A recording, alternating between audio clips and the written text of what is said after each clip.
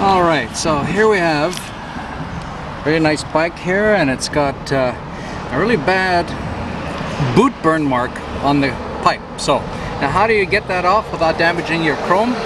Very simply, get yourself a penny and start very carefully chipping away at it, and it will come off. Make sure that the pipes are nice and cold, and it won't scratch your chrome finish because copper is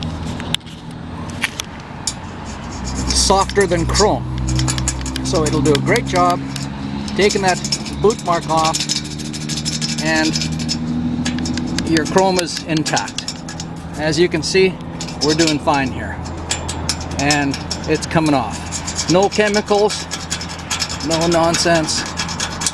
It's fine. See that? Look at that. Beautiful. And when we're finished, it'll be absolutely good as new.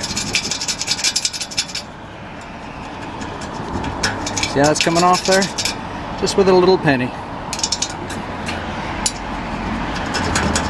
There you go. That's a good tip.